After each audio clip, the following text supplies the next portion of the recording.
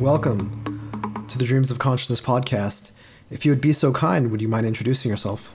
I'm Tlatecatl from Yaotl Mictlan. Well, okay, first of all, for everyone at home around the world, would you mind saying the name of your band one more time so everyone gets it? Yeah, it's Yaotl Mictlan. Yaotl Mictlan. Mm-hmm. And so everyone at home can hear me try several times over the course of this podcast to get that right. Hopefully by the end I'll get it perfectly.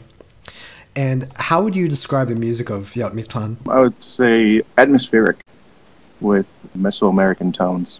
Atmospheric, would you say you feel closer to black metal in style or kind of a black metal, death metal hybrid? I think it's more black metal, especially on this new album coming out. Definitely more straightforward black metal. Was the intention with your band always to mix black metal with these Mesoamerican and traditional folk influences? Yeah, I think that was always the purpose of this band. My brother and I, growing up here in Salt Lake City, we were in other black metal projects, and I don't know, it just kind of evolved naturally, listening to a lot of Norwegian black metal and, Scandinavian black metal, and they had a lot of, the Viking tones, all the influence that they had, which is amazing. But we were kind of like, well, that's really cool, but we don't necessarily connect 100% with that.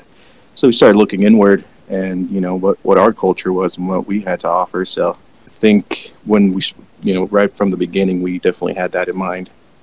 And I think that's one of the most fascinating aspects of your music because, a lot of people who get into black metal, especially in this day and age, start with that Scandinavian style of black metal and, gravitate towards a lot of the themes that those bands use, which tend to be like, as you said, Viking and Norse themes. It's rare that a band from any part of the world actually tries to find their own cultural heritage and create black metal that way. Yeah, I'm actually surprised of, how, a lot of, bands around the world kind of just do their, the typical thing of like, Satanism and stuff like that, or even try to do, even, maybe some Viking stuff or stuff they don't really connect to personally. I mean, I guess I know about Satanism, but, I know a lot of bands aren't really Satanists, so, but yeah, I find that interesting. I don't really get it personally, but, they're still great bands. It's just don't really get the theme.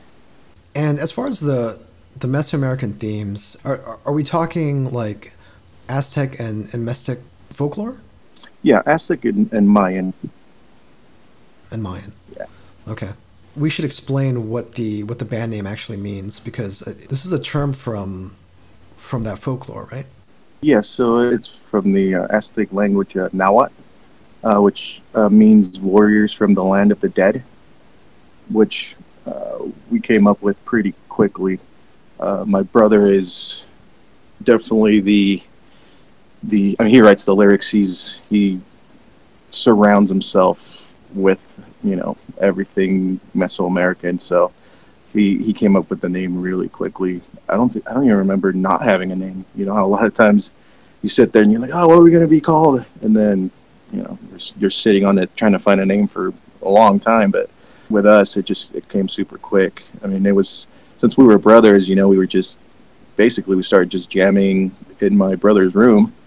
And, real quick, we definitely, I think at the very beginning, we wrote music more like, the Scandinavian style, but also we were very influenced by death metal as well. So I think maybe it comes a little bit through more in the first album, but I feel like we started kind of shedding that part. But yeah, just growing up like that, it definitely was a quick direction, quick everything. I think with a lot of bands, you have internal fights, if you want to call them fights, just different directions or anything. But we were really clear on what we wanted to do and what we wanted to establish and accomplish. So yeah, it was definitely an easy process for us. So you mentioned your brother writing the lyrics. All the lyrics are in Spanish, is that correct? Correct. Tell me why you decided to go in that direction. Well, I think it goes back to the same thing, looking inward and what our culture is, what, our heritage is. And we moved to America when, we were basically, we were teenagers. So I don't know, I feel like you can't have a band, singing about these themes and singing it in a different language. It'd be great to, if our culture still spoke those languages, those ancient languages, but that's what we have to work with. So, and again, never thought about singing in English. On the booklets, we always translated them in English, for people that wanted to know what it's all about. So, but CDs are becoming kind of hard it's hard for people to buy them or something. Yeah, I did get a press sheet which has your lyrics. Maybe with the Bandcamp releases, you guys can include like a PDF or something so people can follow along. Yeah, we could probably. So in the past, a lot of bands from around the world, whether they're based in Japan or based in Scandinavia or wherever, even if they didn't personally speak English fluently, they would feel pressured to write in English just because in metal, English is almost like the standard language, you know what I mean? Yeah. And I think one of the things that black metal did for everyone was bands would write in Swedish or Norwegian, and everyone just kind of got used to hearing the music in different languages. Yeah, definitely. I mean, I remember listening to, like Enslaved and Satyricon and just like, oh, that's cool. And, as a kid, you're not, obviously you're like, oh, cool, that's Norwegian or that's Swedish, but you just kind of, I remember like picking up, pronunciations of stuff during the songs and like, before, how I went, like you would get a tape or you would get like a friend that burned you a CD so you didn't have the lyrics and you weren't sure what language they were in for a while because, a lot of times you can't tell in metal or at least Death in Black. And like I always thought that was really cool it's cool. You're listening to someone else's language. And I always thought that was really cool. So I think with us doing Spanish, again, going back to the point of we want to do it because, that's our native tongue. Also for people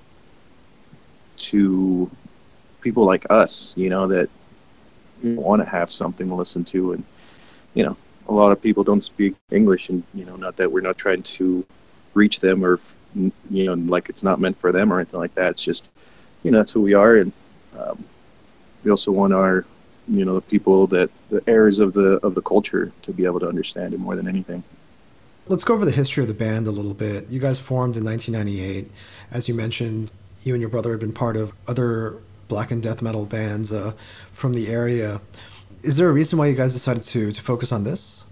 No, there's no real reason. I think it was more that, with other bands, just, kind of either the bands broke up or something happened. So with this, it was just kind of kept going, and as you can tell, our last album was in 2010. We're 9 years later and we're, releasing the third one. So, with people having families and focusing on careers and stuff like that, we definitely took a hiatus, but we were always basically doing something. I write pretty much all the music, and I had a lot of songs already written, but then I kind of slowed down just because, well, we're not really jamming, we're not doing much at the moment, so I would slow down and focus on other things, and then come back to it, and eventually we got it done. I think in the metal scene, or in really, I guess, most metal, people have other projects. It kind of goes with what I was saying earlier there. And the other projects that we had different themes, kind of like the, satanic theme. And then that's kind of more of this other like immortal type band where it wasn't, necessarily about, Satanism or anything like that. It was more like nature, like appreciating nature basically. And then we started this this project, and people seemed to really respond to it right when we started too. So I think that also drove us to, hey, I think we got something. So you mentioned your second album. Would you mind saying the title for me? Yeah. If I can remember it. Dentro man. Do you want me to give it a shot? Yeah. Okay, be kind.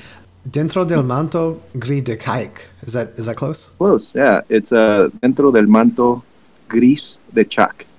Gris de chac. Okay. I tried to get fancy with the with the last Yeah, drum. but that was close, man. That was really close. So the album came out on Candlelight. Tell me how you got involved with that label. Let me see if I can remember the story. So we were, we're just doing our thing. This is MySpace days, and our current label, which was the label that released our first album, did great distribution. So one of the albums got in the hands of some of the Candlelight people, and they hit us up through MySpace. So I remember when our guitarist at the time, he was like, "Oh, we got this message from Candlelight," and shut up, what would they want with us type of situation. And we checked it out because we thought it was some fake thing, but we ended up getting in contact with them, and it worked out. So in all reality, I think it was just good distribution from our label, American Line Productions, and MySpace, because that's how they found us. That's how we started talking to those guys. I mean, you guys must have been stoked for a black metal band to release an album on the same label that gave us Emperor and Enslaved, and all the classic second wave releases. Yeah, man, we were ecstatic. Yeah, it was definitely an honor to it was crazy because you would go on their website and we'd be next to Zyklon. It's like, holy crap. So yeah, no, it was a trip. It was awesome. What do you remember about the reaction to the album? The second album? Oh yeah, to the second album. I mean, it seemed like it was good, but that was around the time that my brother was focusing on his family and his career. So kind of we didn't do much. We did a tour. We did we did 2 tours in Mexico. It was good. People definitely seemed to like it. So I think it was a positive response. And I think, at that point we had gotten a little bit more gravitated towards, if you want to call it straight black metal, but with, the atmosphere that I really like. I personally like to create. So it was definitely a positive response from the fans. Going to Eastern Europe for a tour, and it was pretty cool. I mean, it reached people out there, so I mean, people were singing along to the lyrics. So I think it did well. And the album came out at a time when there was something of a renaissance for American black metal. Wolves in the Throne Room had become very popular, and there were a bunch of bands coming out of the Pacific Northwest that were doing that kind of atmospheric, kind of epic black metal sound. And there are also a lot of bands coming out from the East Coast who were doing kind of a progressive or technical death black thing, like Krallis and that crew. Yeah, for sure. Did you feel like you guys had a lot of peers within the U.S. black metal scene? Within the metal scene? Within the U.S. black metal scene. I don't. I mean, not that we had enemies, or it's not like anybody. Yes and no. I think I'm not.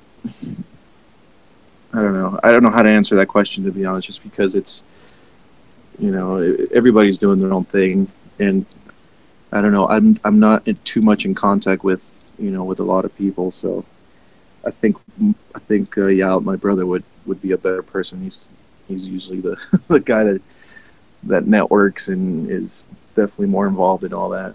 Yeah, fair enough. But in terms of the atmospheric sound that you guys had developed, did you feel that you could relate to what some of those other bands were doing? Yeah, I think so. I mean, everyone has their own style, but I think, like you said, I think maybe they were a little bit more atmospheric at that time than we were. I think we were still, we wrote a lot of stuff a little bit earlier, so it goes with going from the first album. You start writing right away. So I think by the time that we finished writing the second album, you know, we were more closer to the atmospheric side, but you know, we still had those songs. But yeah, so yeah, I think so.